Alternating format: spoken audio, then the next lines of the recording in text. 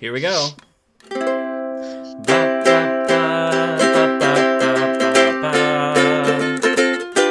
song.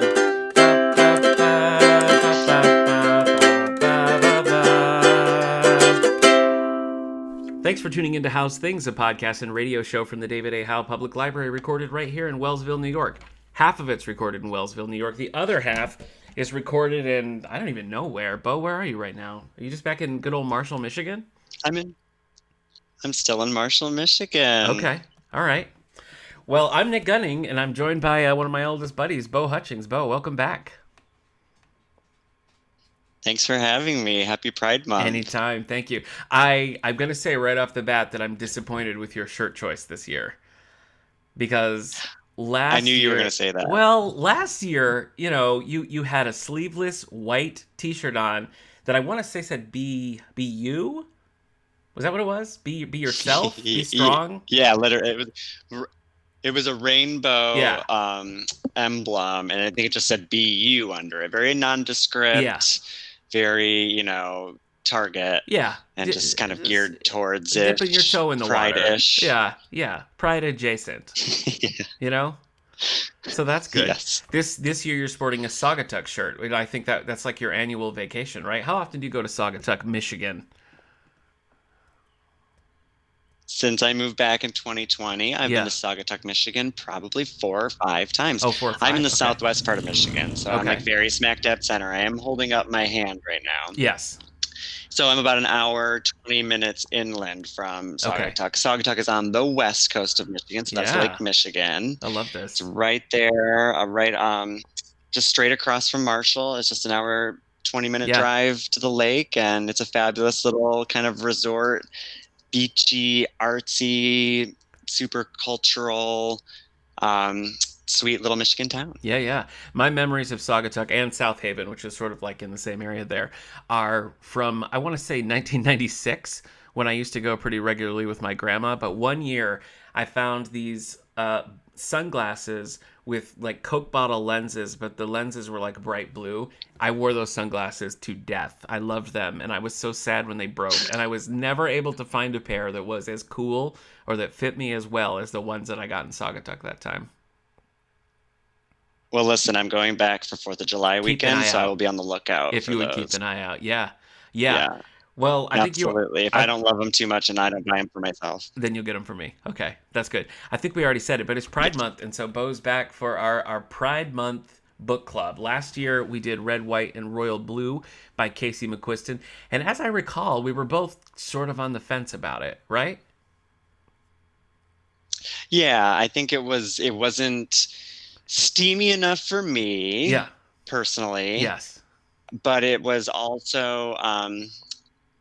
It was also, I don't know. I don't really remember my gripes necessarily, but it just didn't speak to me. No, it didn't play enough on the like, oh, this is like the country boy and this is like the prim and proper prince. Like those characters were pretty much interchangeable.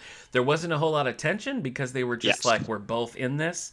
And then the last, I want to say like 150 pages was about the presidential election. And we were like, okay, whatever. Yeah, I was like, what do we care? Right. Yeah. Now get those two back. Get those. Sorry. So get those two back to Buckingham Palace. Isn't that kind of where they had all their like steamy encounters? I think so. Yeah. In, like the West Wing of Buckingham Palace. Yes, but then they were also again like two of the most famous people with the biggest security presence in the world, and they were just going everywhere. They're like, "Hey, we're in Tallahassee, Florida, in a bar, and nobody cares." And it was like, okay, all right. And everybody had phones, but nobody was recording them. Correct. Now I chose that book. And you chose this year's book, and we're going to be talking about Steven Rowley's The Guncle. Last year's book wasn't steamy enough for you. This was the least steamy book I've ever read in my life. So I guess I don't really know what your criteria is. It was not steamy. No. I wasn't expecting steamy with this one, though, Nick. I know. I was expecting heartwarming. I was expecting humor, sarcasm, and I was expecting anti-mame. Yes. Okay, don't get into your reviews yet because we've got so many other things that we need to talk about. All right, let's get into our bookmark. So, are you ready?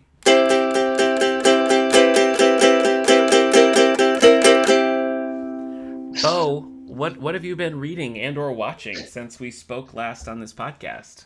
Last time we were talking about a Christmas book, so. Well, I have been feverishly reading the Guncle Yeah. up until about 20 minutes ago. Look at you. And Wow. I made it. Good for you. I made the deadline. This was a bit okay, so this was a bit longer for the books that we typically read for our podcast, right? So I did not plan out my last month very well. It but was not listen, not I love longer a than Red, White, and deadline. Royal Blue. I got to tell you that Red, White, and Royal Blue was 450 pages.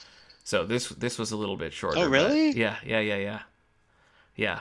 Oh, I love a yeah. deadline I don't too, know. though. I guess I just, yeah. I think I prioritize differently, but I love this book anyway. We'll get into it. But Okay. Spoiler. so I've been reading the front-loaded the spoiler. Okay. All right. I know. But edit this out. But I have not been reading anything else because I've been really dedicated to this. Okay. But I have on my bedside table, I have a couple books. Okay. So I do want to get to it's called The Wreckage of My Presence. Okay. And it is a series of essays written by celebrity Casey Rose Wilson of SNL one season fame. Sure. She was also on a show called Happy Endings. Yeah, and Marry Me. Yeah, she's Do great. you recognize kind of the name? For sure. You know what I'm talking about? Yeah. Yeah, she's in Marry Me. She was in Gone Girl for a scene. Yeah. But yeah, she's had pretty like a peripheral like Hollywood career. Yeah. I mean, she's a celebrity. Yeah. But I listen to her podcast. Oh, Hers okay. is my number one. She's so funny. And she wrote this. She's hilarious, and I've listened to her read some excerpts from it, and I'm not going to do the audiobook. I do love listening to her tell a story, but I really want to read it and see if I can capture the essence by just reading it and absorbing it that way. I mean, it's a New York Times bestseller, so I finally contacted my local bookstore in downtown Marshall and had them order it for me, the paperback. So I just got that in. Nice. I'm excited for that summer read. And I also have another book on my desktop or my table, my bedside table. Not sure if I'm gonna get to it. It was gifted to me by my therapist, and it is Derek Huff's Dancing Through Life memoir, which is probably about 101 pages. But she saw it in a bookstore. She thought of me because he's sweet. A white blonde dancing guy. Yeah. So yeah. She gifted it to me, which was very sweet. And I do want to read. I do want to like check in and see what Derek Huff's doing. Sure. You know, see what he's up all about. Yeah, absolutely. Or was up to 5 years ago. Yeah. So yeah, those are, I'm planning on reading one of those. You take a guess at which one I'm actually going to get to first. And then I still have Isaac Mizrahi's book that I bought in Saugatuck last summer. You know Isaac Mizrahi? I do, yeah. Yeah, fashion designer, kind of, cultural commentator. Yeah, he's hilarious. I always love his interviews. Did you watch that show? He has an epic. He was like a judge on it. It was like a Project Runway attempt at a Project Runway competitor. I don't remember what it was called, but he was a judge on there. You don't know? Yeah. I think so. Was it Bravo or was it a different? For you, it might have been TLC or something. Don't. Yeah, I'm not sure. I don't know exactly what it was, but that's how I know him. Hey, we talk about Real Housewives. I could whoop your butt. Okay, but when it comes to any other reality show, I'm not super versed. Yeah. But he does have an iconic interview with HSN or whatever, one of those home shopping network like channels was, where they're selling women's caftans or something, and they're talking about the moon or something, and he's like, it's as far away as the planet Moon. The planet Moon. And then the girl next to him is like, isn't the moon a star? And she goes, no, the moon is a planet.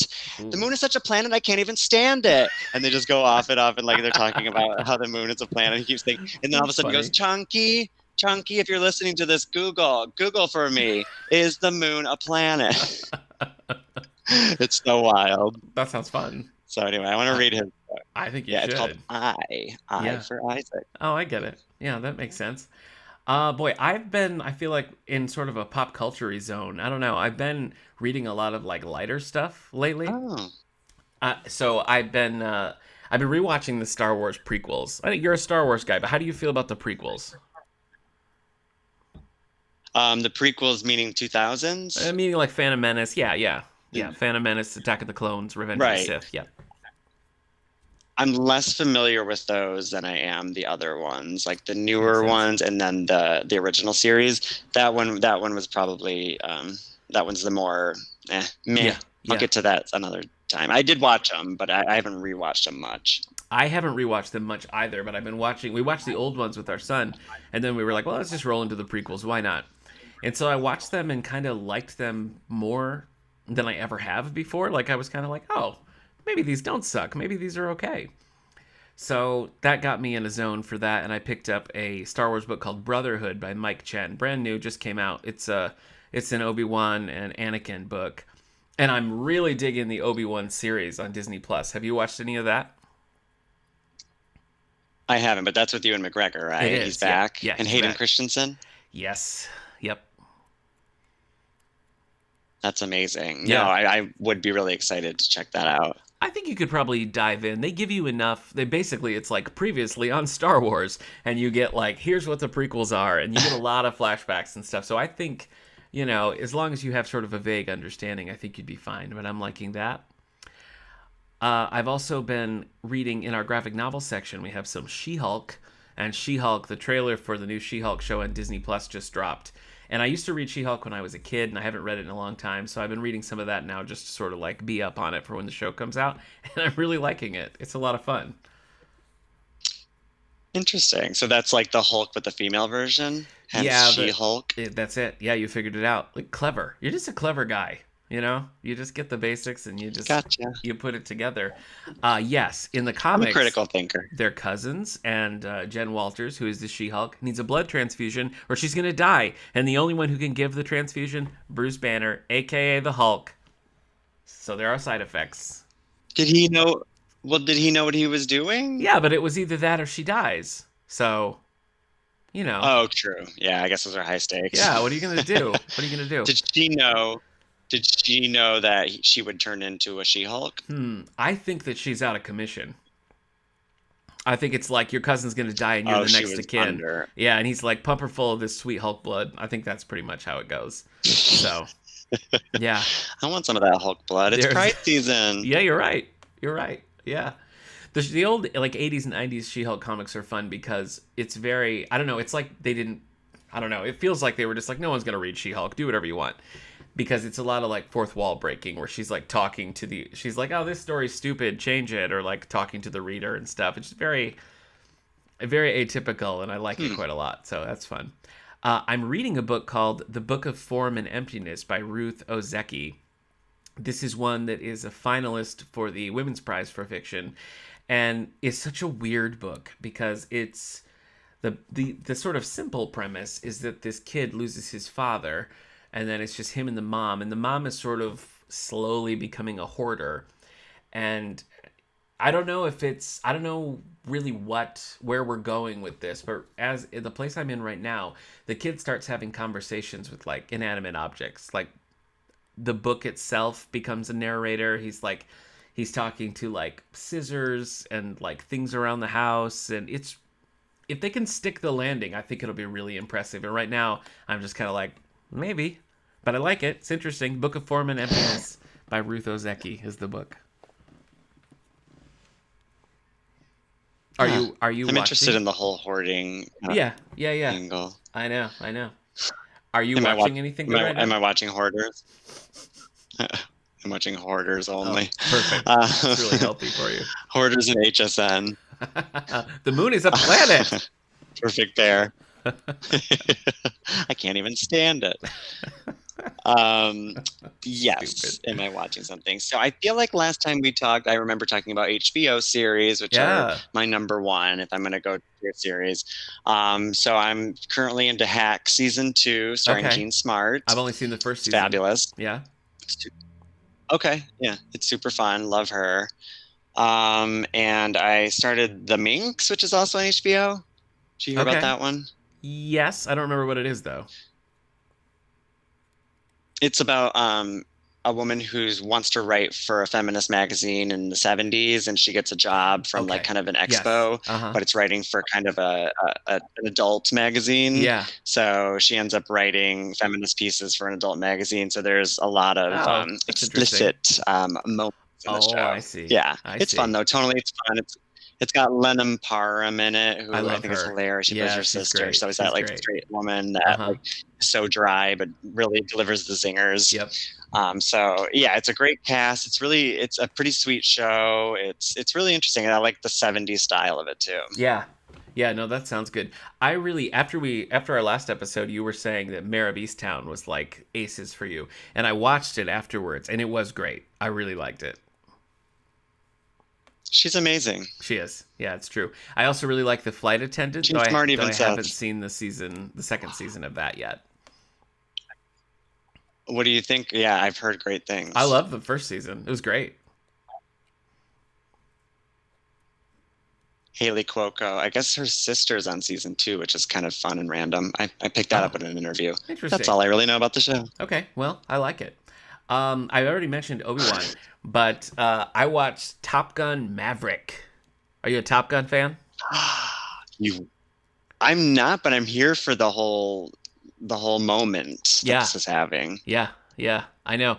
I so that have What do you you've think? never seen the first movie? I'm sure I have. Yeah, Like, I watched all those movies as a kid yeah, in the 90s. I feel like I watched Cocktail, I watched Top Gun, like I did yeah, the whole Tom Cruise catalog growing up. But that one didn't stick with me. I felt like it was a little too fast and furious for yeah, young Beau. yeah. Okay. Well, honestly, whether they intended it or not, Top Gun is a pretty good Pride Month movie. But Top Gun Maverick really pulls Yeah, yeah. it really pulls in a lot of the nostalgia from the first one, and it toes a fine line of like we're just doing the scene again. You remember the beach volleyball scene? Now it's beach football, and nobody's wearing a shirt. So they do a lot of that kind of stuff, but it works because like all you want out of a Top Gun sequel is sort of a throwback to like a cheesy 80s movie, and it really succeeds. So I've got nothing but good things to say about Top Gun Maverick. I might just have to go see it. I think you should. Is it playing at the Bogar, your local theater there in Marshall? I just drove by the Bogart today. I Yeah, know they have love it. Jurassic World and Downton Oh, Abbey too. how do you feel about the They Jurassic had, Park I series? know, yeah. Mm. Great question. Thank you. I love the original Jurassic Park. I'm really interested in the Chris Pratt of it all and the Bryce Dallas Howard. I have not watched the recent ones, but I like the concept of the dinosaurs just kind of taking over the world and Yeah. running through the canals of Venice and chasing people on little mopeds and stuff. It's just, I don't know, it really does something for me. Mm-hmm. Mm-hmm. Yeah, I was kind of like whatever about Jurassic World and the second one, Fallen Kingdom. I was like, no, thank you. So this wasn't really at the top of my list, but there was a preview for it prior to Top Gun Maverick, and much like Top Gun Maverick, it gives you a lot of Jeff Goldblum and Sam Neill and Laura Dern from the olden days, and I'm kind of like, all right, one more ride with these crazy kids. Let's do it. So I probably will see it Twist now. my Yep, arm. they got me.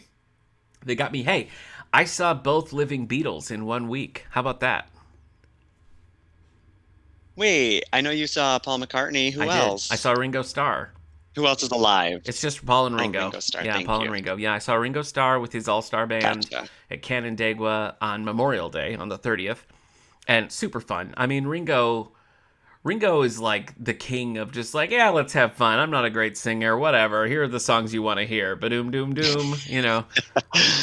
And like, I respect somebody who knows their limits, and Ringo knows his limits and just plays right up to the line, and then he's like, all right, see you next time.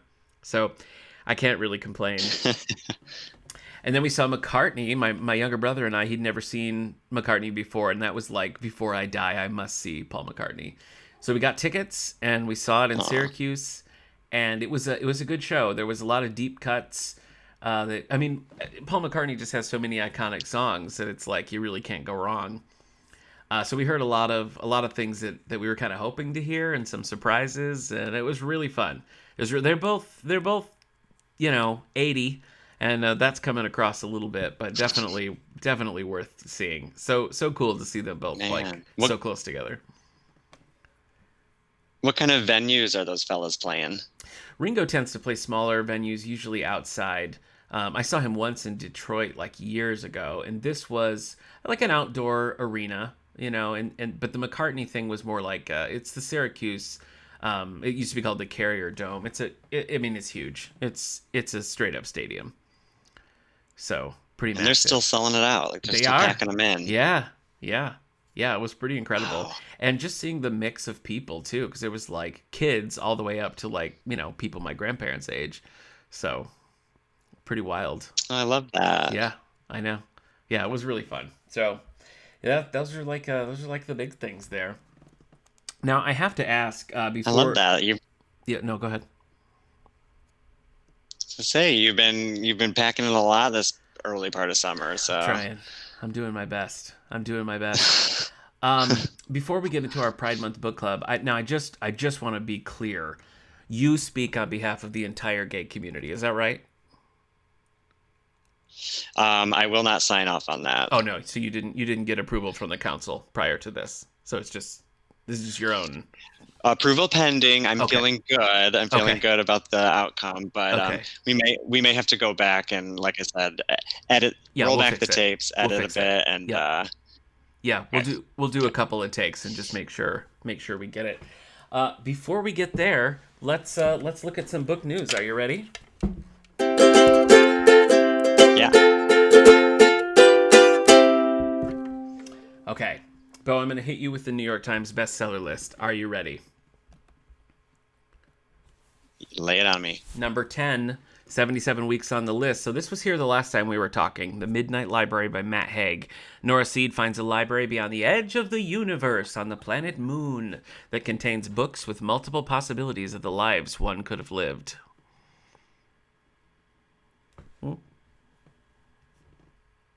Yeah. I mean, if it's still on there, I've been meaning to get to it though. Yeah, one of these days. One of these days. Number 9, new this Yeah. week. Brand new.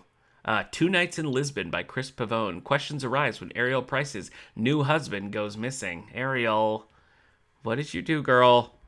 Come on now. The new husband? What happened Yeah, to the old husband? that's a good question. You should be a detective. Have you ever played a detective? I have been no, I played a murderer, Oh, okay. but not a detective. Okay. I played Sergeant Trotter in The Mousetrap, and I want to say that's the only time I was any sort of law enforcement kind of person. I can see it. I don't know. Can you? Thank you. That's really encouraging to hear. Uh, number 8, 2 weeks on the list, In the Blood by Jack Carr, the 5th book. I've had enough of series. I feel like every time I pick up a book, it's like the explosive threequel. I'm like, come on now. I just want to read the book. It's daunting. Yeah, it is. It is. You just put it back. You're like, hey, I don't have time for this. The 5th book in the Terminal List series, Jamie Reese goes after the killer of a Mossad operative attached to the CIA. Snooze. I wasn't gonna say, but yeah. Number 7, 12 weeks on the list, Run, Rose, Run by one James Patterson and Dolly Parton. America's Sweetheart. Oh, Yeah. James Patterson? No, Dolly Parton. Dolly Parton. 9 to 5. Oh, she's the sweetheart. Yeah. Gotcha. Yeah, oh, I could see that too. What would you pull if you had to say one Dolly Parton song? What would it be? Hard Candy Christmas. That's great. Best Little Whorehouse in Texas, right? Yeah. Do you know the story about how It's kind of Christmassy. It's kind of musical yeah, theater. a little naughty, just a little bit. I was supposed to go see Best Just a Little little Whorehouse naughty. in Texas at the Miller Auditorium. I'm pretty sure it was with Anne Margaret, and they canceled the tour because Anne Margaret's no good on stage. Wait a second. I thought I remembered that story differently. I thought you were gonna go and then you had to leave at intermission or something. Or that was Cabaret. That was Cabaret. I saw Cabaret with my grandpa, yeah, with Alan Cummings, and he was like, "I don't think so." There was that. And then one other thing, I went to see 'Cause she Hello Dolly with Carol Channing, and it was the first performance in her whole history that she missed a show, and it was the one I was at. OMG. Where was it? I was also at the Miller Auditorium. Not good luck with that Miller No, Auditorium in Kalamazoo, Michigan, no, do you? I don't. That's why I'm Meh. never going back. I'm never going back. Of all the touring houses, not all the touring houses in Michigan, that's the one I haven't played, and that's the one I wanted to play because it's Yeah, my alma mater. for It's at sure. Western Oh, Michigan that's right. University. I forgot. And my Yeah. show never there. Oh, that's disappointing. Yeah. I did see the Music Man tour there, like the one that was like it was Craig Bierko and Rebecca Luker like on Broadway, but they weren't in Oh it. yeah. But it was that tour, and we had really Right. good seats, and it was great. It was so fun. I love And the that. Music Man's back on Broadway now with your Hugh Jackman and your Sutton Yeah, Foster. I don't like that casting. How do you feel about it? What? Hugh Why? Jack, You I think it's don't too know. obvious? No, I don't think it's obvious at all. I think Harold Hill has I don't know. Hugh Jackman is just so earnest, especially when he's like singing and hoofing it. I feel like Harold Hill's got to have a little bit of stank on him, and I just don't think Hugh Jackman has it. But Harold Hill has to be so charismatic. Yeah, but he's also got to be slimy. They have to believe. Oh, I bet Wolverine can get slimy. Okay. All right. Let me tell you about this Dolly Parton book. A singer-songwriter goes to Nashville seeking stardom, but is followed by her dark past. Dun, dun, dun. Do you think Dolly Parton's taken a life?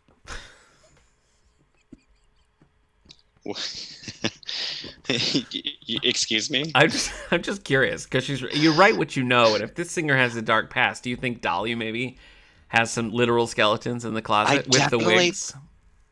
Well, definitely think she's kind of Could overcompensating. be. So, Could be. you know what? I'm sure I'm sure she has, like you said, some skeletons in her wig closet. Yeah. Probably literally. Yeah. Yeah. There's a hard candy Christmas Allegedly. for you. Allegedly. Not even allegedly. We can't. The position of Howe's things is I that, do not. The gay community does not sign off on this comment. The gay community does not Okay. sign off on Well, this. I'm cutting that out, so nobody's gonna know you said it. Number 6, 2 weeks on the list. This Time Tomorrow by Emma Straub. I'm either gonna get you canceled or turn you straight by the end of this podcast. That's where this is going. Wait, that's my line. Oh, sorry. This Time Tomorrow by Emma Straub, number 6. A 40-year-old woman finds new meaning in past events when she goes back in time and relives her 16th birthday in 1996. 1996. That was the year that you got your sunglasses. That was a good year. Yeah, that's true. I was turning 13 in 1996. Terrible birthday. My 13th birthday, because my birthday's in, January 4th. It's just a little bit after yours. January. And I was Right. completely snowed in. Couldn't have friends over. Couldn't have a cake. Nobody could come and give me presents. It was a terrible snowstorm. Stuck in my house. The only present I got on my birthday was an unfrosted cake and a shoe shining kit. Happy birthday, 1996. What are you to do? I don't know. I don't know, start a new life in a train station, I guess. I don't know. I really don't know. But You could shine the cake. yeah, I guess. Yeah. Number 5, new this week. Clive Kessler's Dark Vector. This is one of those things where Clive Kessler's long dead, but they're keeping it going. It's like a Weekend at Bernie's kind of situation with the Clive Kessler books. What's a vector? A vector is a certain point on an axis. You got somebody coming in, yay, and you got somebody vector. Gotcha. This is by Graham Brown, the 19th book series. There you go again. The 19th book in the Numa Files series, Again. A Search for Lost Treasure, puts Kurt Austin and Joe Zavala in the middle of a cyber war. What's the worst kind? It's Maybe like not. a Facebook off or something where people are just commenting back and forth. It could be. Number 6. 4. 6 weeks on the list. Dreamtown, the 3rd book in the Archer series. Archer, Dash, and Callahan search for a missing screenwriter who had a dead body turn up in her home. That happened to Yikes. Carrie Fisher in real All the life. dead bodies. I know. Carrie Fisher woke up with a dead friend in her bed and had to call the cops. Wait, really? That's a true story. You can look it up. Number 3, Oh. 4 weeks on the list, 22 That's seconds. really suspect. Carrie Fisher has several essay collections that she's written, and they're so funny. You gotta check them out. James Patterson and Maxine Pietro, 22 Seconds. The 22nd book in the Women's Murder Club series, Lindsay Boxer returns as word gets around about a shipment of drugs and weapons. I don't know about you, but I'm loving this recording delay we're having. I think it's really helping with the timing. You know, I like to be able We're getting to just, good at it, though. I like, yeah. Yeah, you've just proven your point how good we are at it. But I like saying a thing that I think is funny and then waiting 4 seconds for you to chuckle at it. That's a delight for me. The suspense. I like saying something and watching you pause, watching you hold, and knowing that you're giving me time to respond. You're looking at me like, now it's your turn. Right, I'm like, go. I finished the punchline was minutes ago. If you could anticipate it and just, like, perfect. When you think I'm gearing up to do a joke, you just say, that's what he said, and we'll just see if it works out. You know what I mean? We'll just try it. Or I could say, but yeah, that works. All right, we got to get through this list. Number 2, 3 weeks on the list, The Summer Place by Jennifer Weiner. A wedding between Ruby Danhauser and her pandemic boyfriend at a family beach house in Cape Cod brings to light family secrets. Any pandemic romances for you? Still working on those. Okay. All right.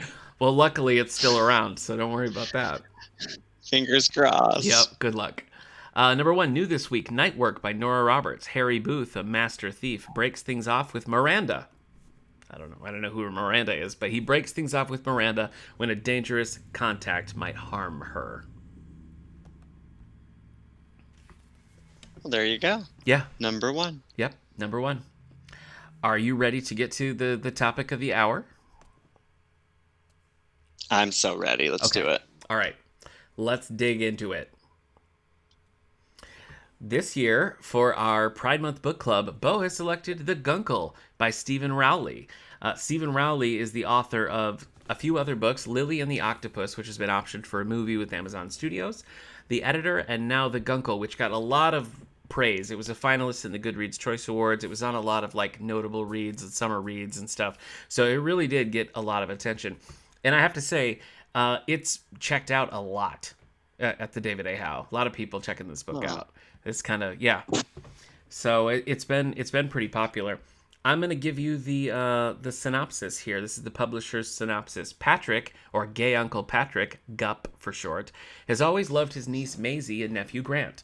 That is, he loves spending time with them when they come out to Palm Springs for week-long visits or when he heads home to Connecticut for the holidays. But in terms of caretaking and relating to 2 children, no matter how adorable, Patrick is honestly a bit out of his league. So when tragedy strikes and Maisie and Grant lose their mother, and Patrick's brother has a health crisis of his own, Patrick finds himself suddenly taking on the role of primary guardian, despite having a set of Guncle rules ready to go. Patrick has no idea what to expect, having spent years barely holding on after the loss of his great love, a somewhat stalled career, and a lifestyle not so suited to a 6- and 9-year-old, quickly realizing that parenting, even if temporary, isn't solved with treats and jokes. Patrick's eyes are open to a new sense of responsibility and the realization that sometimes, even being larger than life means you're unfailingly human.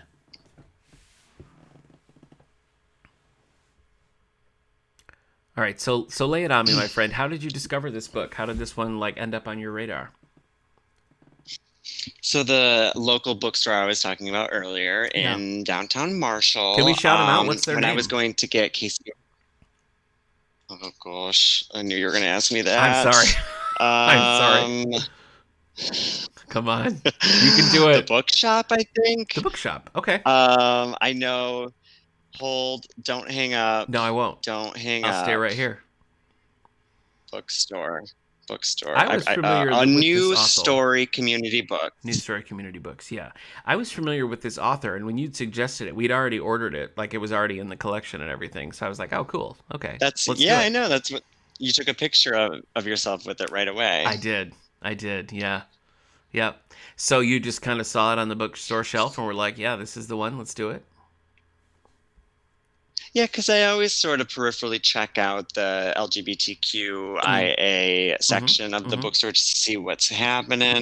And this book was right in the front, and I thought, of course, it was super cute. And the play on words, I myself am a Guncle, appointed by some of my girl siblings from Marshall. Uh-huh. They're not biologically related to me, but they are by proxy. That's right. So I am a Guncle, and we can get into it in a little bit, but that term has sort of irked me a little bit in the Oh, past, and I think okay. this book kind of resolved a little bit. I don't know.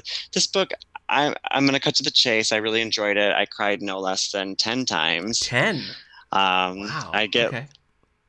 I get emotional. I don't know what it Yeah. is. We can dig into that too, but I got a little bit emotional by like the subject matter and the Okay. relationships. And this is honestly, I mean, come on, this is one of the better written books that we have covered on Oh, our yes. I podcast, mean, like our sessions. for sure. I would say this is the most well-written book we've ever read together.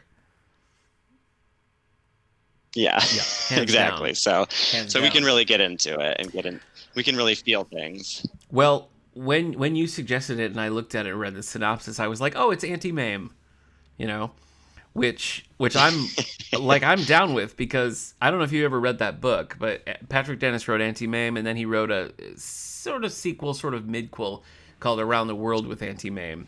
Both are really good, but that first book is one of my favorite books of all time. It's such a well-written I story, and love that you love Anti-Mame. I do. The characters are great. And so, I mean, first of all, the lead character's name is Patrick. So right there, you've got a built-in because that's the Patrick Dennis, and also like that's the Oh, right. yeah. And Patrick is the anti-mame is written in first person, so he's like, I'm Patrick and my anti-mame, you know.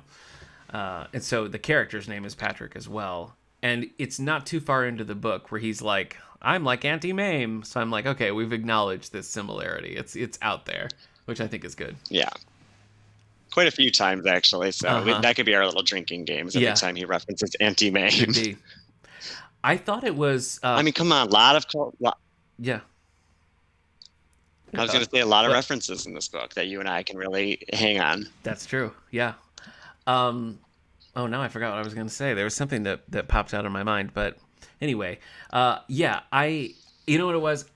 I feel like it was very like loosely based on like what if Sean Hayes from Will and Grace had to take in kids, because a lot of the things that he was saying about his career, like sort of playing the second fiddle on a popular TV show. There was the story about how when the show was a hit, they were all given cars, which is a thing that happened to the Will and Grace cast, and he had like a partner, like a scene partner. Then they were sort of like say your catchphrases and stuff. So I got a lot of Sean Hayes, Will and Grace vibes. Did you see that at all?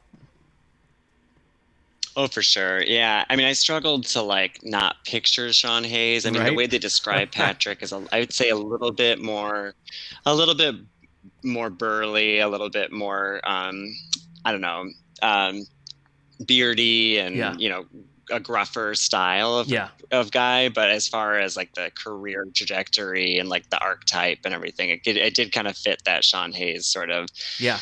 90s sitcom, like, yeah, Yeah. the whole. So I think that was probably like a tactic by the writer to make it very relatable Mm-hmm. to Yeah, the and audience. I shared a video with you when the author Steven Rowley was like promoting this book. He was very much like in character as the Gunkel. I feel like there's a lot of autobiographical things about this book as well. And in fact, I listened to this on audio, and Steven Rowley is the author. Steven Rowley actually read the audiobook himself. So it was kind of interesting to hear like not only the words but hear his actual like performance and interpretation of the characters and everything. And I thought that was Oh, good. that would be fun. Yeah. I do feel like Did he with sing Liza with a Z? no, he didn't. He didn't.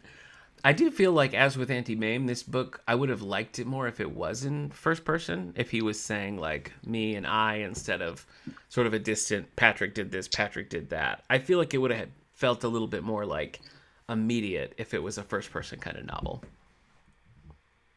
Right. I wonder why that choice was made, because he does, we read the letter from his perspective quite a Yeah. bit, where, we're being told how he feels as opposed to him Mm-hmm. explaining it himself. So that was an interesting decision.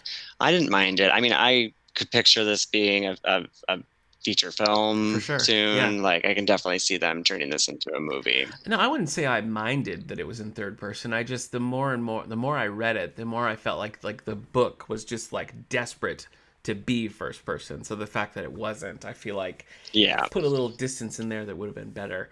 I guess we should say right off the bat that like we are gonna spoil this book. I feel like we have to kind of give away some spoilers to have a conversation here. But I was sort of disappointed that the setup is that the kids will eventually go back.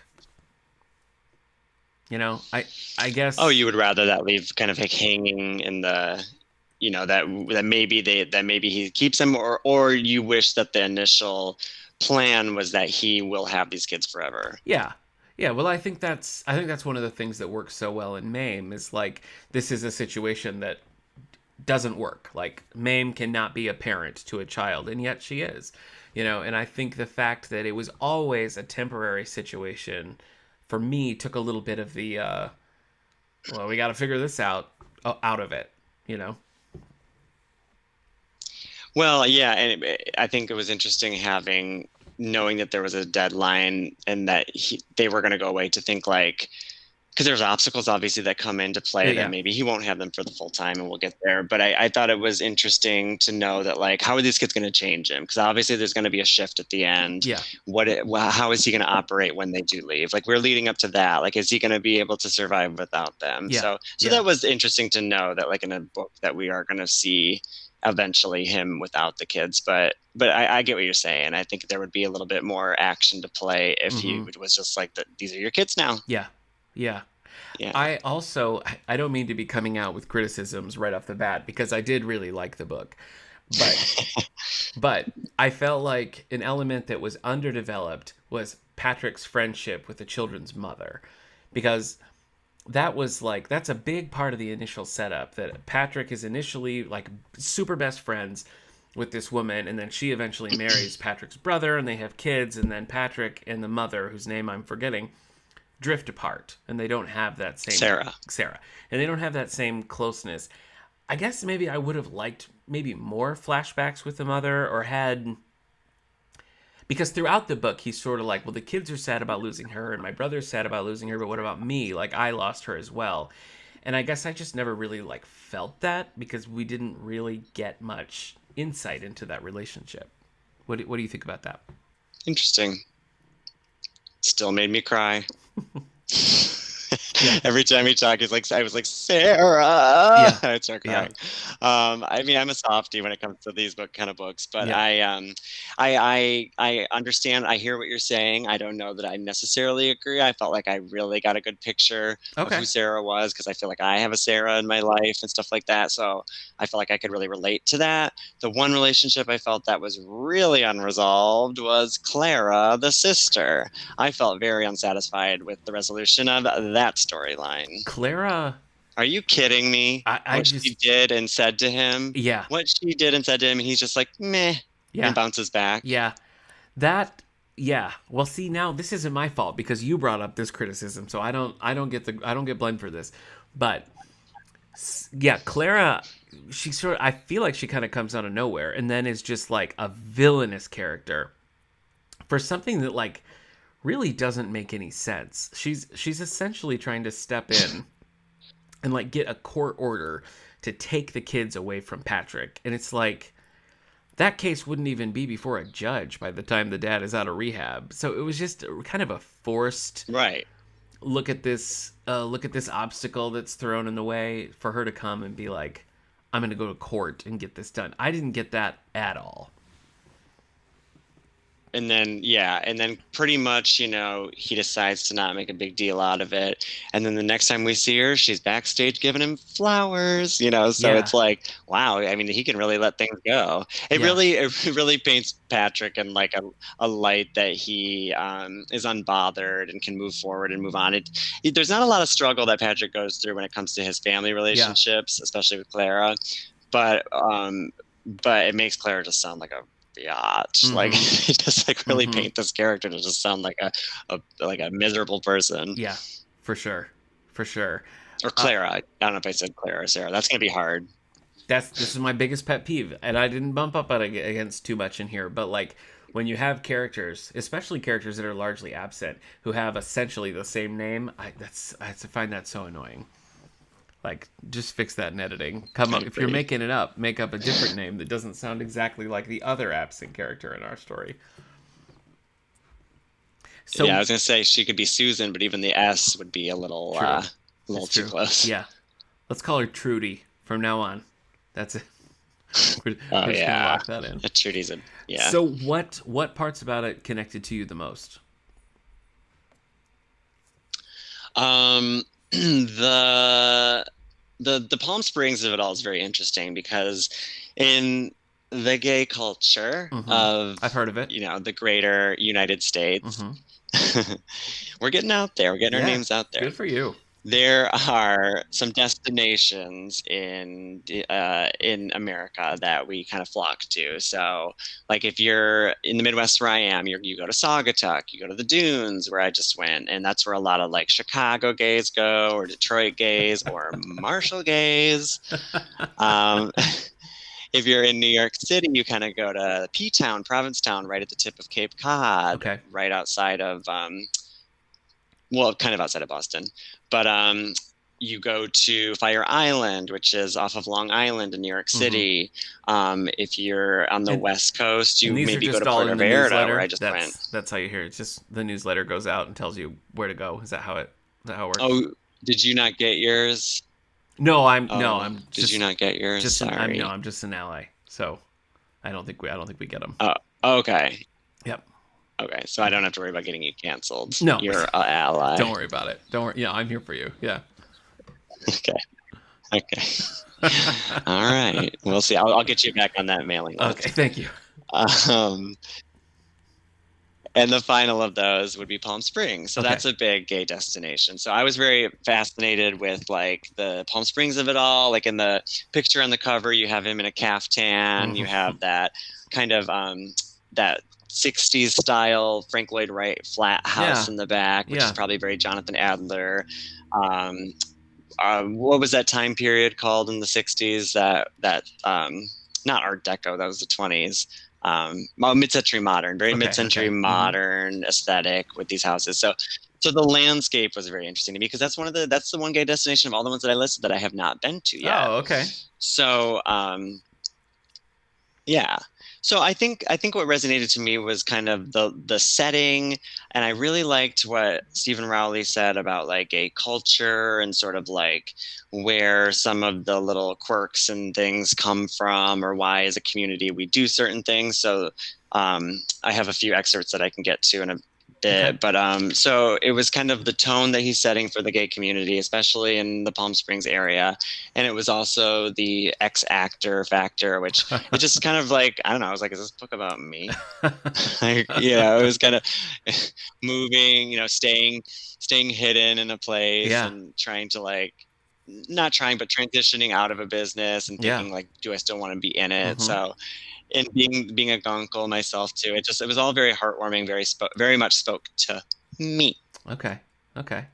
I think the parts that I maybe liked the most was his like immediate friend group. That he would kind of like go to them and talk about his problems and everything. I just really liked that whole dynamic in their relationship. The throuple? Yeah. Oh, interesting. Jed, as they call it, the Jonathan, Eduardo, Dwayne. Yeah. Jed, triple. I mean, and that's like pretty common in gay culture, is to be in a 3-person relationship or an open relationship. I know it now. I've learned. Okay, sure. Of course. All your throuple gay friends. Yeah. Are you in a throuple? Upstate New York. They're there. Okay. I'm not even in a double. Oh. So I just need to get one first. Right. Yeah. But then the sky's the limit. So, But yeah, I like. So, just throw that handle up. Sure. I liked that crew. I'm out there. I'm out there, fellas. I like that he had sort of like a little home base, and like they could go and I don't know. I thought those scenes really worked. I thought the camaraderie in their friendship. I enjoyed those scenes. Nice. I like that. I mean, I loved his relationship with the kids. Yeah. You know what? They'd never called him Guncle. They always called him Gup. I wonder if there was at some point the book was called The Gup because that's like they exclusively called him that. Right. Yeah, it was kind of a title within a title. Yeah. Yeah. Yeah. It, I mean, the book maybe should have been called Gup, but Yeah. that's not going to sell really. I feel No. like. No. Yeah. I mean, the Gunkel's a Yeah. great Yeah. That's a title good because point. it really That's a, like, I mean, it kind of tells you exactly what it is. I think the title combined with it, it's a great cover. I think those two together, just make yeah. for this is going to be a fun, splashy book. Uh, he was not as like extravagant as I was expecting coming it through with like mame colored glasses. I thought he was going to be a little bit more out there, and he was pretty responsible, I feel like, for the most part, and was like they had one there's like the one party, but that wasn't like a constant thing. And I think if it was a right. constant cycle of like all the kids are all doing these wild things, and it might have made Clara's concern make a little bit more sense. But it seemed like Right. Yeah. She just happened to barge in on that one party right. they threw. Yeah, and other Yeah. than that, it was like they were just having brunch a lot and having a Christmas tree up. There wasn't a whole lot of like really outlandish things. Right, for as recluse as he is, to even have one party seems like it Yeah, would be a big deal, right. and it really wasn't a Mm-mm. big deal in the grand scheme of things. Because it was really a book about kind of grieving, I think, I and agree. and that Yeah, was that was touched on a lot. But you're right, to have the anti-mame factor in there, it was Clara's, reasoning was unfounded in the mm-hmm. sense of like he's not a party person. He's very No, yeah, yeah, he's not. That's not him. And she should know that being his sister. So that right. was that was a very they were reaching for that storyline. Yeah, I would have almost liked it to not Clara not have really been involved and it just be him and agreed. Gary, his twin brother. Yep, That relationship I I do loved. too. Yeah, I really feel like Clara to me feels like a literary device more than a character. It's like we need a villain, we need an obstacle, and so there's a sister, you know. Right. And it Right. didn't they didn't really like I think he could have maybe gone deeper with Clara was more hurt that she wasn't asked or like had some more like maybe she and the mom had bad blood. I think there's a lot of things in there that might have given her a little bit more of like a reason for how she behaved, and it was very one dimensional, I felt like. Right. No redeeming quality with that character at all. She just Mm-mm. seemed like a jealous, vindictive, and I hate to say it, feminist. Like they kept driving home the fact that like she, is she's against men, like as a construct and like a gender and everything. And they kept really driving home the fact that she's a feminist. I was like, are you trying to make commentary on I feminists wasn't these sure. days or something like that? Like it felt that was a strange kind of addition Well, too. I was like, it's kind of like painting women in a weird way, it's the true. way that he described his and Clara and character. and I would even go farther and say what you're describing is not feminism. It's like a parody of feminism. You know what I mean? It's what people who don't like feminism think feminism is. You know? Right. Right. Yeah. Yeah, and I think that was interesting too. The parents are still alive and they weren't mentioned very much. Like Yeah. Patrick and Gary and Clara's parents are still alive. Yeah. They were never a part of the conversation to take No. the kids. They were described as very conservative themselves, but also Yeah. supportive. So it, yeah, the relationships they could have. Yeah, I think you're right. They spent so much time focusing on the relationship between Patrick and the kids, which was great, Yeah. and very little time elsewhere. Mm-hmm. So, I mean, and I don't know if that's common with a story like this, and I don't need to get super deep, but it almost seems like they could have cut Clara and just had the parents be the foil or something. But that I would have don't. been really twisted I don't think you if need the it. parents were the obstacle. I don't think you need that. I think cut Clara and have the parents already be dead and have the foil just be is Patrick capable of doing this? Because he's presented as Yeah, sort of a little bit of a pampered like celebrity type, and I feel like him just having to like expand himself and like open himself up to actually being responsible, that's the foil. You know what I mean? Like that is the real obstacle. Can he do it? I don't think you need a villain. yeah. It's almost too anti-Mame though to just have him be that like Yeah, over the top that's character true. with the kids. It would almost just be a replica of it, I feel like. So I feel like while trying to stay true to that source material, they're taking a lot of liberties because then ultimately, the LA executives want to turn this story into, a sitcom. And so it had to be, I don't know. I mean, I guess they could have done that if it was an anti-Mame twist too, but then he would just have the kids Yeah. still and it wouldn't be him taking a job to try and get to their coast. So Right. anyway, Yeah. I know. I gotta say, it felt a little old manny from like a writing standpoint, that it was he was like breaking big on YouTube and not like TikTok or something, you know. It's like, oh, all the you kids mentioned love TikTok, YouTube. though. Yeah, they did, but it was like he makes cute videos with his niece and nephew on YouTube. You know, I thought that was kind of funny. Is YouTube dead? I Am I feel, I behind? think YouTube is dead. Yeah, I feel like Oh YouTube's the new. no. I feel like YouTube's the new Facebook. Why were you just gonna launch a channel? I'll watch. I'll still watch. I was gonna throw this up on my YouTube. Like and subscribe. Oh, what are you pointing at? There's nothing. I don't even see anything. Right here We did get. or here. Oh, there. Yep. We did get one romance.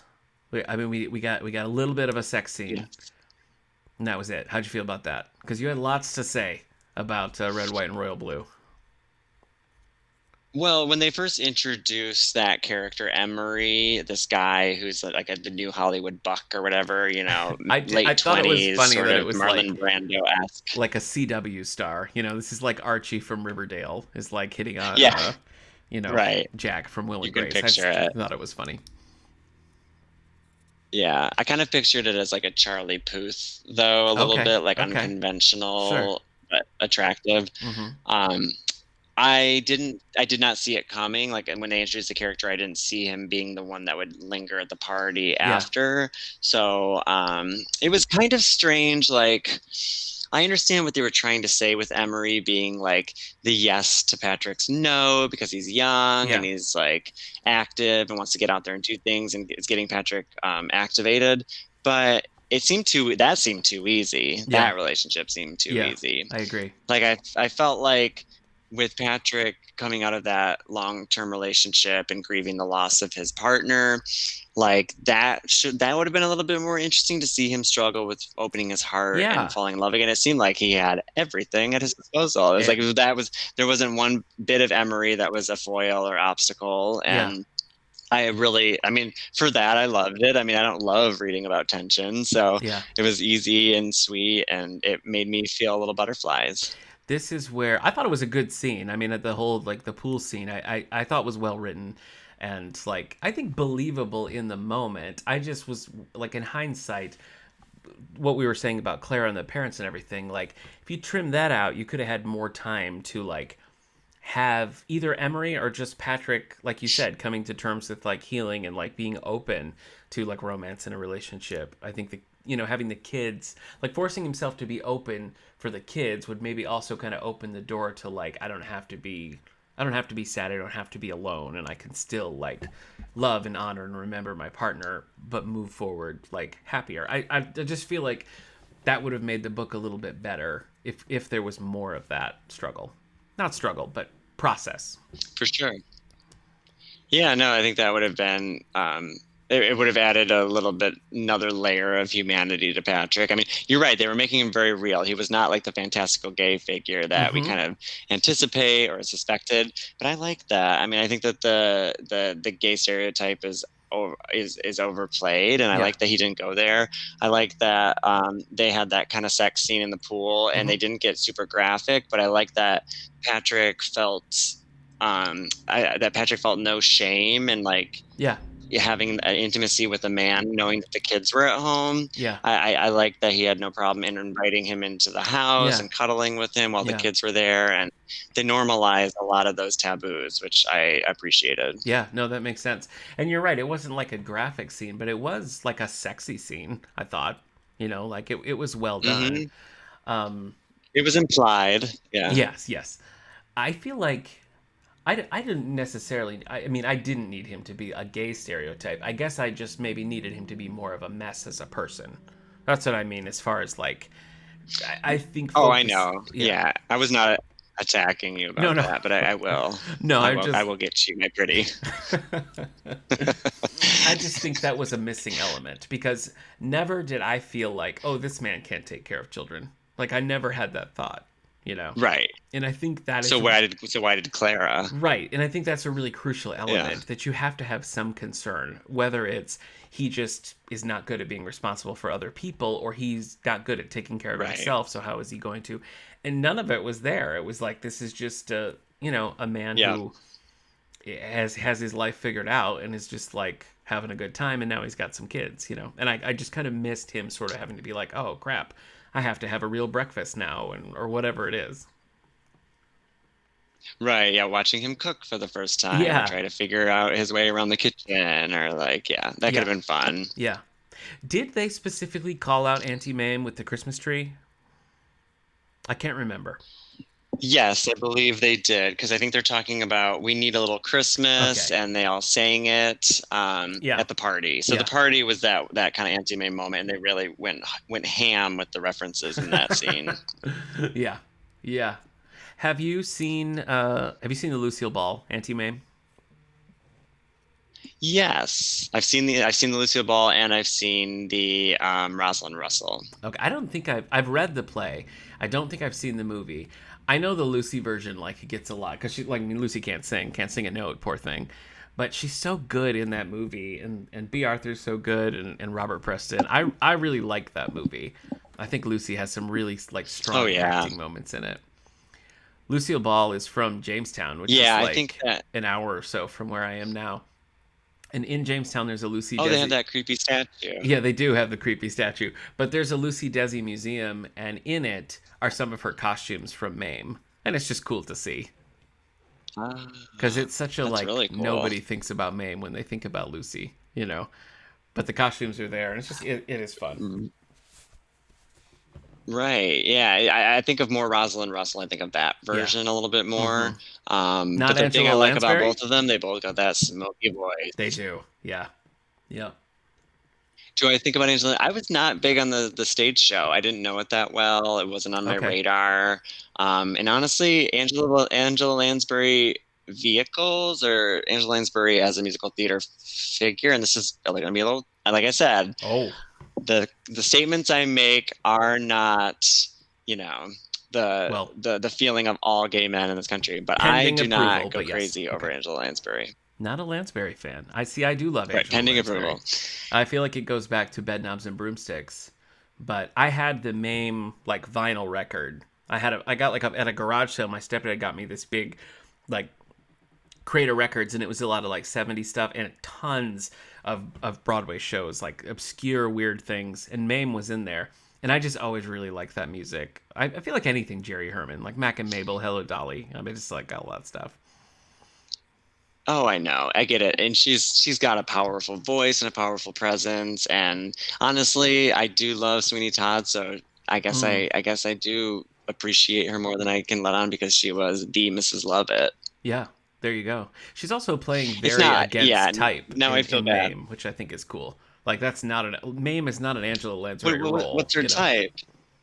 Well, I think usually she's more of a I don't know, like a prim Jessica or mousy Fletcher. type. But I guess if you look back, you know, in Gaslight and other things, she was kind of a rascally character actress back in Yeah. the day.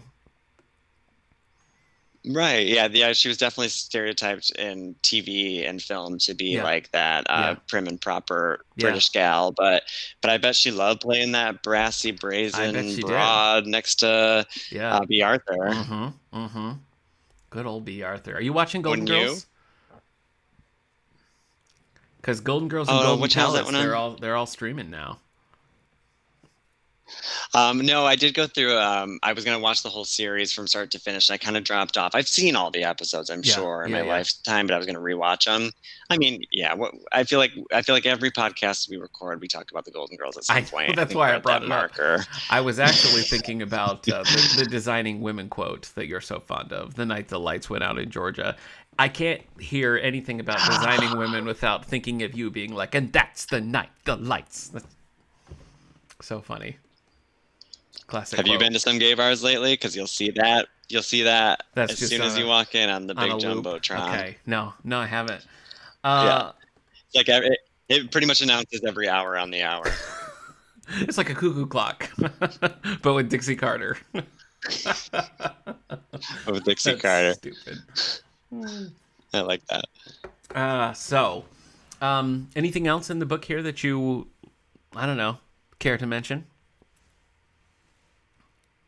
Um, So we probably I feel like for our Christmas books we do recaps. We don't do that for main main podcasts like this, do we? We can go through it. That's why I read the publisher's synopsis, just so the people whole could kind of plot. get an idea. But Gotcha. Yeah, no, yeah. I don't think that's necessary to go like scene by scene. Mm-hmm.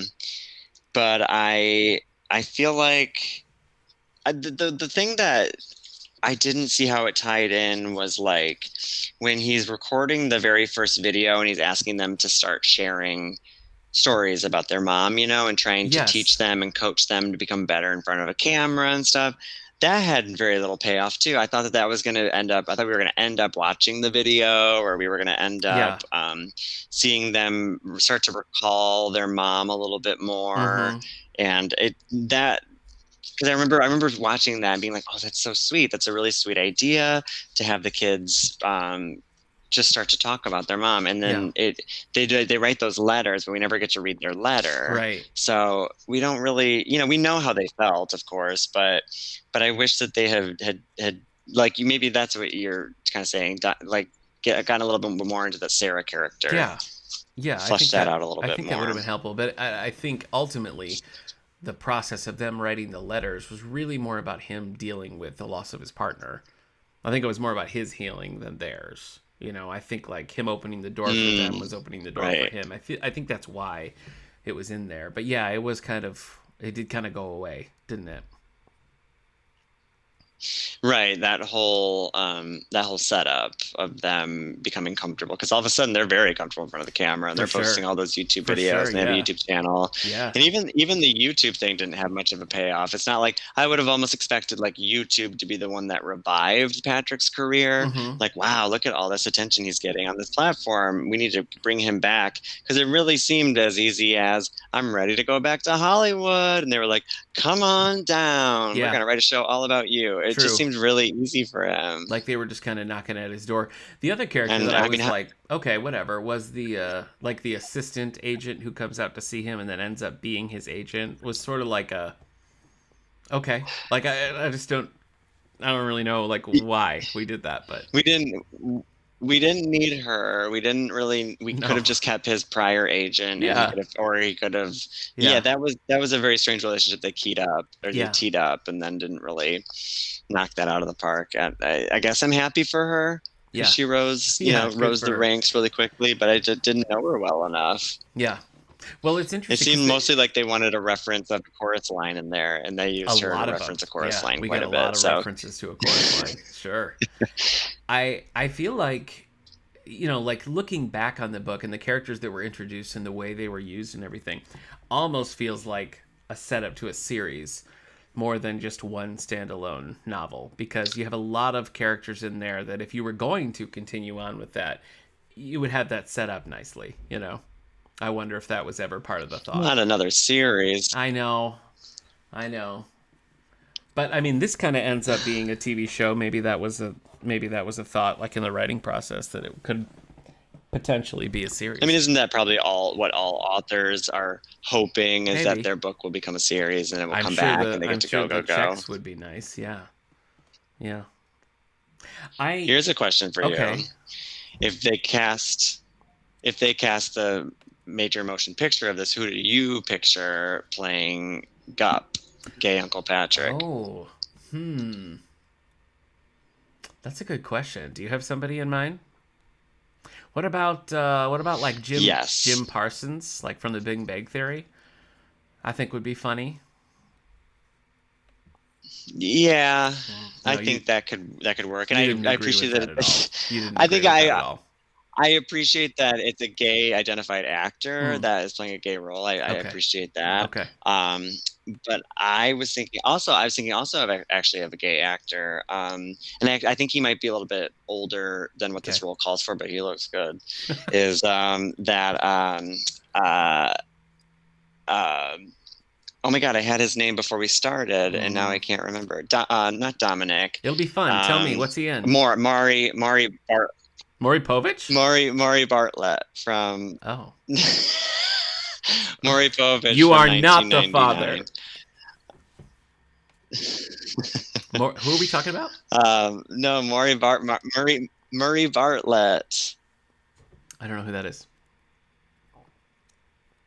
He's an Australian actor, and he was in an HBO series called Looking back in the mid 2000s. Okay. And then he was recently in The White Lotus, which was a Sam Waters or whatever his name is production with like Jennifer Coolidge and that guy from That Thing You Do and Connie Britton. But he played like the restaurant, no, the hotel manager. Huh. And Okay. I picture him, especially because he has a mustache and Gup has a mustache quite a bit, but he's handsome. I think he's got to be very handsome. That's true. That's a good point. But a little bit like salt and pepper. Mm-hmm. Mm-hmm. Yeah. Okay. I'll take your word on it. Yeah. I picture somebody as like charismatic that, yeah. Give him more work. Put him on my screen. I would definitely read more from this author. Like this, unlike the Casey McQuiston book, I was never like bored or like, okay, all right, come on, let's get going. Like there are things as we pick it apart that I wish had been differently, or I wish different areas of focus would have been in there. I think could have made it a stronger kind of story. But overall, I liked the writing. I thought it was funny. I thought the plot moved quickly. I thought the characters were fleshed out enough, like, you know, believable, and didn't feel, with the exception of Clara and some of the side characters. I'm thinking of Patrick specifically. I felt like we got enough, you know, that I would be like, yeah, all right, let's see what else we got here. Yeah, I agree. I feel like he did a great job, like I said, of kind of pinpointing kind of gay culture and gay point of view and giving a lot of heart to Patrick and showing grief and resilience coming out of that. I thought that, you know, the letter that he had Patrick write was sarcastic, and you could feel, you know, the jabs of a close relationship, especially a close gay relationship. Yeah, I felt like I would definitely read more from this author as well. I think he gets humor, and I feel like he really clips along. Like I felt like the chapters didn't drag on. Nope. They were all sweet anecdotes. Every little adventure he had with the kids. I like the way he committed to the lisp of Grant. That was rough in the audiobook. That got old real quick in the audiobook, but yes. Oh no, I didn't even think about that. Oh no. Yeah, that would be grating. Yep. But reading it in my mind, I was like, oh, it's so cute. Yeah. For the library, like actually in the library, the book club that we did this year for Pride Month was Cool for the Summer. Oh, and I'm not going to remember the author's name. Dahlia something. And it was it was a lot of fun. It's a YA book, and it was about this girl who has an experience with another girl over the summer, and then like in a Grease twist, that girl is the new kid in her class, and now she has to try to decide, like, does she stick with this like jock that she's always loved, or does this connection from the summer carry over? And I just thought, like, you kind of know exactly where it's going to go, but I thought overall it was a really satisfying, really fun kind of read, and I loved all the Grease references. So that was pretty fun. You listen to me, Sandra D. You listen real good. And you listen good. There it is. Yep. Oh, good times. Good times we had on the Turkeyville stage, Beau, back in the day. I know. I miss them. Yep. The smell of rotting turkey carcasses outside the stage door. All the bees. Beau and I worked in a dinner theater where it was half turkey restaurant, half dinner theater.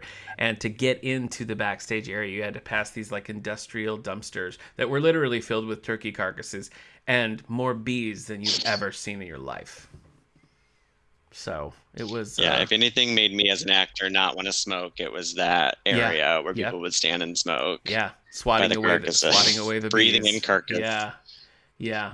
Now, let me ask you, with Pride Month, how does that work? In July, do you go back to your wife, Deborah, and everything's just the same, or? I don't want to know. They roll in, they take all gay paraphernalia out. Okay. They run it out of town, lock it away until next season. Okay. So, all right. Yeah, they come in, they make sure that there's no gay stuff after this. Sure. Yep, and they have to be thorough. Yeah. I don't So know about gay stuff. that makes sense. Have Right. you? I mean, Right. was Full transparency. was your vacation your Pride Month celebration? You got anything more on the agenda? That was the kickoff, and it was Okay. really fun because my friend Prescott does his drag show out there at the dunes. Okay. His drag character is called Sutton Lee Seymour. I've probably brought her up on this podcast before, but he has a little summer residency there just for the high gay holidays, Memorial Day, Sure. Sure. Labor Day, and 4th of July. You know, I've seen that written a million times, but I've never thought of the Suddenly Seymour of it all until you said it aloud. Oh, funny. So maybe I haven't brought her up on this podcast because his joke is if you don't get the name, get an education. And you got the name. I got it. I got it. I love that song. That's a great song. Yeah. So You're educated. I guess so. Yeah. Yeah, I guess so. All right. Well, I mean, I think we covered it. I think we covered it. We've got this book right here in the David A. Howe Public Library. We have a Pride Month book display right as you come into the door. So lots of things for all ages right there. So you can check this or Cool for the Summer or anything else out from our nice little display there. So stop in and see us here at the library. Coming up in library news on June 7th, we're having our second Discord book club. Beau, you don't know what Discord is. So let me just explain it to you. Discord is like sort of a like a more closed social media. It's used a lot for gaming, you know, like if you're going to stream a game or something and have, you know, followers and connect and things. Discord is a big part of that. We have a special little Discord library server where if you have access to it, we have like a book recommendations channel, we have a book club channel, and we've been doing sort of a pop culture book club every month. Then last month we did a Batman thing to coincide with the release of the Batman movie with Rob Pattinson. And on June 7th, we're going to be talking about all things Doctor Strange with a new movie coming out. So if you want to join that, you can send us a note right on the podcast, Twitter at All The Book Show, Facebook at David A. Howe Public Library. You can even send us an old email at wellsville@stls.org, and we'll get you set up on the library Discord server. In the auditorium, the Young Sisters are back on June 9th, 7 o'clock. They're an acoustic duo, so come down and see that. And summer reading is right around the corner. Beau, have you ever been part of a summer reading program at your local library?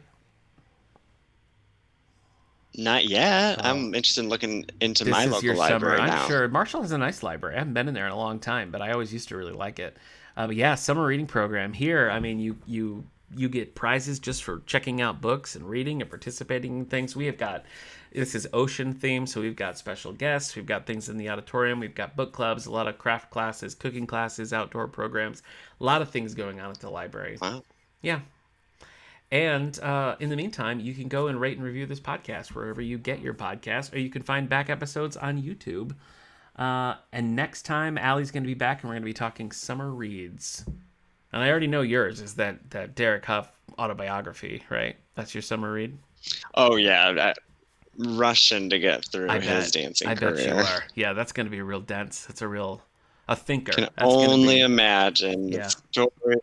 Real deep thinking. Yep. He and his dance partner's sister. I'll be the one thinking. I'm wondering, how does that work? There's another Grease connection though, because she was in Grease Live. That's right. Yeah, because now she's a musical theater star too. Yeah, she is. Did you ever want to be in one of those NBC Live musicals? Did you ever come close to being in one of those? Heck yeah. I never came close, but I know plenty of people that have gotten the opportunity to do it. Okay. They film them, I think they filmed Peter Pan in New York. I feel like most of them are filmed in LA. So a lot of them are LA dancers. Sure, yeah. I didn't really campaign that hard to get into it after the disaster that was Peter Pan. I thought it was a sinking ship. But I thought Annie was real cute. Yeah. Yeah. Did you watch it? I don't think I watched Annie. I watched Hairspray. I watched Grease. I did see Peter Pan. I watched the Christmas Story one. So I saw a bunch of them. What do you think of Harry Connick Jr. as Daddy Warbucks? He doesn't look good bald. There's no way around that. Not a good vibe for him. I know. Well, he doesn't look good in a bald cap. Yeah, I guess that's true. I guess that's true. I was in Annie once. I played Rooster. Do you want to hear a little bit of it? Easy Street. Let me get my ukulele. Why do I feel like I've already heard it? Probably. You probably have. I probably saw it. Yeah, I hope Front so. row. I hope Front row with his community players. No, this was here in New York. That was it was my I came out of retirement just to do Rooster and Annie, and I instantly regretted it. But you know, my little brother was in it. He played FDR, so it was a nice little family outing for us to do together. Aww. Yep. Was Hillary in it? No. She was wiser than I. Aww. Yeah. She'd be a great Grace.